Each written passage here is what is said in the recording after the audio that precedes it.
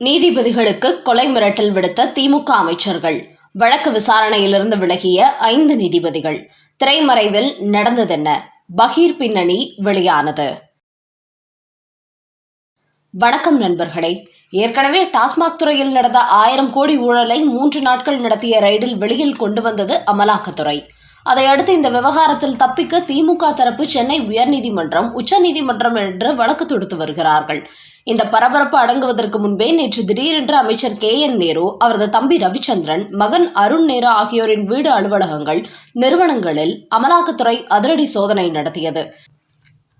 காலை 7 மணிக்கு தொடங்கி 11 மணி நேரம் நடந்த இந்த சோதனை நேற்று இரவு முடித்துக் கொள்ளப்பட்டது. 10க்கும் மேற்பட்ட இடங்களில் நடந்த இந்த சோதனையில் ட்ரூடம் EBC என்கிற நிறுவனத்திற்காக இந்தியன் ஓவர்சீஸ் வங்கியில் KN நேருவின் தம்பி ரவிச்சந்திரன் 22 கோடி மோசடி செய்திருப்பதாக அவர் மீது வழக்கு பதிவு செய்யப்பட்டது. அது மட்டுமின்றி KN நேருவின் பின்னணியில் அவரது குடும்பத்தினர் நடத்தும் கட்டுமான நிறுவனங்களில் பல ஆயிரம் கோடிக்கு மேல் சட்டவிரோத பண முறைகேடுகள் நடந்திருப்பதாகவும் தெரிவிக்கப்பட்டுள்ளது. இதில் ஏராளமான சட்டவிரோத பண பரிவர்த்தனை சம்பந்தப்பட்ட ஆவணங்களையும் அமலாக்கத்துறை கைப்பற்றியுள்ளது. இன்னும் சில தினங்களில் அமைச்சர் KN நேரு குடும்பத்தார் நிறுவனங்களில் என்னென்ன ஆதாரங்கள் கைப்பற்றப்பட்டன, அவர்கள் எவ்வளவு கோடி ரூபாய் வரி ஏய்ப்பு செய்துள்ளார்கள், சட்டவிரோத பண பரிவர்த்தனை செய்துள்ளார்கள் என்பது குறித்த தகவல் வெளியிட உள்ளார்கள். இப்படி அமைச்சர் செந்தில் பாலாஜி சம்பந்தப்பட்ட டாஸ்மாக் துறை மற்றும் KN நேரு சம்பந்தப்பட்ட நிறுவனங்களில் அமலாக்கத்துறை ரெய்டு நடத்தியுள்ள நிலையில், இன்னொரு பக்கம் நேற்று அமைச்சர்கள் KKSSR ராமச்சந்திரன், தங்கம் தென்னரசு ஆகியோர் மீதான சொத்து குவிப்பு வழக்கை விசாரித்து வந்த உச்சநீதிமன்ற நீதிபதி அந்த வழக்கிலிருந்து விலகி இருப்பதாக ஒரு பரபரப்பு செய்தி வெளியாகி இருக்கிறது. அதாவது கடந்த 2006ஆம் ஆண்டு முதல் 2011ஆம் ஆண்டு வரை தமிழ்நாட்டில் கருணாநிதி தலைமையிலான திமுக ஆட்சி நடைபெற்ற போது அப்போது அமைச்சராக இருந்த தங்கம் தென்னரசு, KKSSR ராமச்சந்திரன் ஆகிய 2 பேரும் வருமானத்துக்கு அதிகமாக சொத்து சேர்த்துள்ளார்கள். இதுகுறித்து அவர்கள் மீது லஞ்ச ஒழிப்புத்துறையால் தொடரப்பட்ட வழக்கு விசாரணை நீதிமன்றத்தில் நடைபெற்று வந்த நிலையில், அந்த வழக்கிலிருந்து அவர்கள் 2 பேரையுமே 2022ஆம் ஆண்டு ஸ்ரீவில்லிபுத்தூர் நீதிமன்றம் விடுவித்தது. ஆனால் அந்த வழக்கு சரியானபடி விசாரிக்கப்படவில்லை என்று சொல்லி சென்னை உயர்நீதிமன்ற நீதிபதி ஆனந்த் வெங்கடேஷ் மறு விசாரணைக்கு எடுத்தார். அந்த வழக்கை மீண்டும் விசாரிக்க வேண்டும் என்று உத்தரவிட்டார். இது திமுக வட்டாரத்தை அதிர்ச்சிக்கு உள்ளாகியது. ஏற்கனவே ஒரு நீதிமன்றம் அவர்களை நிரபராதி என்று அந்த வழக்கிலிருந்து விடுவித்துள்ள நிலையில் எப்படி அந்த வழக்கை மறு விசாரணை செய்யலாம் என்று திமுகவினர் விமர்சனம் செய்து வந்தார்கள். அதோடு அவர்கள் 2 பேருமே அது குறித்து உச்சநீதிமன்றத்தில் மேல்முறையீடு செய்த நிலையில் மறு விசாரணைக்கு இடைக்கால தடை விதிக்கப்பட்டது. அவர்கள் இருவரும் தாக்கல் செய்த மனுக்களை ராஜேஷ், MM சுந்தரேஷ் என்கிற 2 நீதிபதிகள் அடங்கிய அமர்வு விசாரித்து வந்தது. ஆனால் அந்த அமர்வில் நேற்று அந்த வழக்கு விசாரணைக்கு வந்தபோது அந்த வழக்கை விசாரித்து வந்த நீதிபதிகளில் ஒருவரான MM சுந்தரேஷ் என்பவர் அந்த விசாரணையிலிருந்து விலகுவதாக அறிவித்துள்ளார். அது மட்டுமின்றி தான் இடம்பெறாத அமர்வில் இந்த வழக்கை பட்டியலிடுமாறு கோரிக்கை வைத்திருக்கிறார். ஏற்கனவே சென்னை உயர்நீதிமன்றத்தில் டாஸ்மாக் ஊழல் வழக்கை அமலாக்கத்துறை விசாரிப்பதற்கு தடை கோரி உயர்நீதிமன்றத்தில் திமுக அரசு கொடுத்த வழக்கை விசாரித்த நீதிபதிகள் செந்தில்குமார், ரமேஷ்குமார் ஆகியோர் முதல் நாள் அந்த வழக்கை விசாரித்த நிலையில் கடந்த மார்ச் 25ஆம் தேதி அந்த வழக்கிலிருந்து விலகிக் கொண்டார்கள். அது மட்டுமின்றி திமுகவின் முன்னாள் நிர்வாகியான ஜாஃபர் சாதிக்கின் போதைப்பொருள் கடத்தல் மற்றும் சட்டவிரோத பண பரிவர்த்தனை வழக்கை விசாரித்த நீதிபதி ஜெகதீஷ் சந்திரன் என்பவரும் கடந்த டிசம்பர் 21ஆம் தேதி அந்த வழக்கிலிருந்து தாமாக விலகிக் கொண்டார்.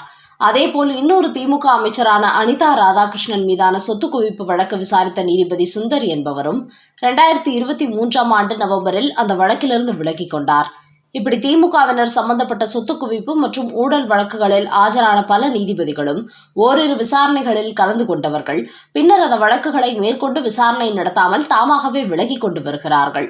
இதற்கென்ன காரணம் என்று வெளியாகியுள்ள செய்தியில், இந்த குற்ற வழக்குகளில் சம்பந்தப்பட்ட நபர்கள் அனைவருமே ஆட்சி அதிகாரத்தில் இருந்து வருவதால் தங்களது அதிகாரத்தை பயன்படுத்தி தங்களுக்கு சாதகமான தீர்ப்பை சொல்ல வேண்டும் என்று நீதிபதிகளுக்கு கடுமையான முறையில் மிரட்டல் விடுத்து வருகிறார்களாம். ஆனால் தவறான தீர்ப்பு சொன்னால் தலைமை நீதிபதியின் கண்டனத்துக்கு தாங்கள் ஆளாவோம் என்பதனால்தான் இப்படி தாங்களாகவே வழக்குகளிலிருந்து அவர்கள் விலகுவதற்கான காரணம் என்னவென்று சொல்லாமல் அவர்கள் தாமாக விலகிக் கொண்டு வருவதாகவும் கூறப்படுகிறது. என்றாலும் செந்தில் பாலாஜி சம்பந்தப்பட்ட டாஸ்மாக் ஊழலை விசாரித்த முதல் கட்ட நீதிபதிகள் தாமாக விலகிக் கொண்ட நிலையில் தற்போது விசாரித்து வரும் 2 நீதிபதிகளும் இந்த வழக்கில் சரியான தீர்ப்பு சொல்ல வேண்டும் என்று துணிந்து நிற்கிறார்கள்.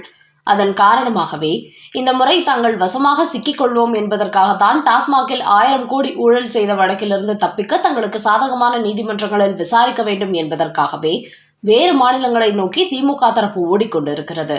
அந்த வகையில் திமுக அமைச்சர்களின் மிரட்டலுக்கு அஞ்சாமல் இதுபோன்ற மற்ற நீதிபதிகளும் துணிந்து நின்றால் அவர்களுக்கு பயந்து திமுகவின் ஊழல் அமைச்சர் செந்தில் பாலாஜியை போன்ற மற்ற மாநில நீதிமன்றங்களை நோக்கி ஓடிக்கொண்டிருக்கும் நிலை ஏற்பட்டிருக்கும்.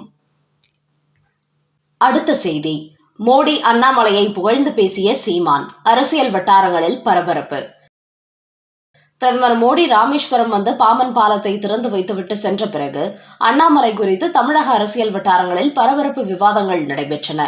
குறிப்பாக திமுகவின் சொம்பு தூக்கி ஊடகங்கள் அந்த மேடையில் அண்ணாமலை ஏறுவதற்கு பிரதமர் மோடி அனுமதிக்கவில்லை. அதன் காரணமாகவே அவர் கீழே நின்றுவிட்டு திரும்பிவிட்டார் என்று செய்தி வெளியிட்டார்கள். இதையடுத்து அண்ணாமலை மீடியாக்களை சந்தித்த போது, பிரதமர் மோடி பாஜக சம்பந்தப்பட்ட ஒரு நிகழ்ச்சிக்கு வந்திருந்தால் நான் தான் முதல் ஆளாக மேடையில் ஏறியிருப்பேன். அவர் அரசுமுறை பயணமாக வந்திருக்கிறார். அதனால் அரசாங்கத்தில் சம்பந்தம் இல்லாத நான் அந்த மேடையில் ஏறுவது நாகரிகமாக இருக்காது. அதே சமயம் பாஜகவை சார்ந்த மத்திய அமைச்சர் எல் முருகன் உள்ளிட்டோர் மேடை ஏறினார்கள். மேலும் இதற்கு முன்பு கூட எந்த ஒரு அரசுமுறை நிகழ்ச்சிகளிலும் நான் மேடை ஏறியதில்லையே என்று தனது நிலைப்பாட்டை தெளிவுபடுத்தியிருந்தார் அண்ணாமலை. இந்த நேரத்தில் நேற்று செங்கல்பட்டில் ஒரு பல்கலைக்கழகத்தில் நடந்த நிகழ்ச்சியில் தமிழக பாஜக தலைவர் அண்ணாமலை, நாம் தமிழர் கட்சியின் சீமான் ஆகிய இருவரும் பங்கேற்றார்கள். அப்போது சீமான் குறித்து அண்ணாமலை பேசும்போது, நான் சீமானை அரசியல் கட்சியின் தலைவராக பார்ப்பது கிடையாது, போர்க்களத்தில் நிற்கக்கூடிய ஒரு தளபதியாகத்தான் பார்க்கிறேன். அந்த அளவுக்கு அவர் தனது கொள்கையில் உறுதியோடு இருக்கிறார். அந்த கொள்கைக்காக எதை இழந்தாலும் பரவாயில்லை என்று தைரியமாக போராடி கொண்டிருக்கிறார். அதுதான் இன்றைக்கு தமிழக அரசியல் அவரை தனிப்பெரும் தலைவராக உயர்த்தி இருக்கிறது என்று சொன்ன அண்ணாமலை, சீமானுக்கும் எனக்கும் பெரிய வித்தியாசம் இல்லை. நான் தேசியத்தில் தமிழை பார்க்கிறேன், அவர் தமிழில் தேசியத்தை பார்க்கிறார். குறிப்பாக இன்றைய அரசியலில் நெஞ்சுறுதியும் நேர்மையும் குறைந்து விட்டது. ஆனால் இரண்டுமே இருக்கக்கூடிய ஒரு தலைவராகத்தான் நான் சீமானை பார்க்கிறேன் என்று பேசியிருந்தார் அண்ணாமலை. அதையடுத்து பேசிய சீமான், அண்ணாமலையை மட்டுமின்றி பிரதமர் மோடி குறித்தும் பேசினார். அவர் பேசும்போது, பிரதமர் மோடி தமிழ்நாட்டுக்கு வரும்போது மட்டுமின்றி வெளிநாடுகளுக்கு செல்லும் போதும் தமிழின் பெருமையை பேசுகிறார், தமிழை உயர்த்தி பிடிக்கிறார். அவரது இந்த செயல்பாடு ஆச்சரியத்தை ஏற்படுத்துகிறது. அதோடு தமிழக பாஜக தலைவர் அண்ணாமலை அந்த கட்சியின் மாநில தலைவரான பிறகுதான் தமிழ்நாட்டில் பாஜக என்கிற ஒரு கட்சி இருப்பதையே அனைவரும் தெரிந்து கொண்டார்கள். இன்றைக்கு தமிழ்நாட்டில் பாஜக வளர்ச்சி அடைந்திருக்கிறது என்றால் அதற்கு அண்ணாமலை ஒருவரே காரணம். தன்னுடைய அதிரடியான அரசியலால், ஊழலுக்கு எதிரான போராட்டங்களால் தன்னை ஒரு சிறந்த தலைவராக நிரூபித்து காட்டுகிறார் அண்ணாமலை. அவரை எப்போதுமே என்னுடைய அன்பு இளவலாகவே பார்க்கிறேன் என்று பேசினார் சீமான். இப்படி பாஜக தலைவர் அண்ணாமலை மற்றும் பிரதமர் மோடி குறித்து சீமான் பெருமையாக பேசிய விவகாரம் தமிழக அரசியலில் விவாத பொருளாகியுள்ளது. இதுவரை தனித்து தேர்தலை சந்தித்து வந்துள்ள சீமான், ஒருவேளை வரப்போகிற சட்டமன்ற தேர்தலில் பாஜக கூட்டணியில் இணைந்து தேர்தலை சந்திப்பாரோ, அதற்கான அச்சாரம்தான் இந்த நிகழ்ச்சியோ என்கிற வியூகங்களை ஏற்படுத்தி இருக்கிறது. தங்களது ஊழல் மற்றும் சொத்து குவிப்பு வழக்குகளில் சிக்கியுள்ள திமுக அமைச்சர்கள் நீதிபதிகளுக்கு மிரட்டல் விடுத்து அவர்களை அந்த வழக்கில் இருந்தே தாமாக விலகிக் கொள்ள வைத்து வருவது குறித்த அதிர்ச்சி தகவல்கள் வெளியாகியிருப்பது மற்றும் அண்ணாமலையும் சீமானும் ஒரே நிகழ்ச்சியில் கலந்து கொண்ட போது சீமானை அண்ணாமலை பெருமையாக பேசிய நிலையில் பிரதமர் மோடியையும் அண்ணாமலையும் சீமான் பெருமையாக பேசியிருப்பது குறித்த செய்திகள் வெளியானதை அடுத்து வரப்போகிற 2026 சட்டமன்ற தேர்தலில் தேசிய ஜனநாயக கூட்டணியில் சீமான் இணைவதற்கு வாய்ப்பு இருப்பதாக வெளியாகியிருக்கும் தகவல் குறித்த உங்களோட கருத்துக்களை கமெண்ட் பாக்ஸில் பதிவிடவும். நன்றி, வணக்கம்.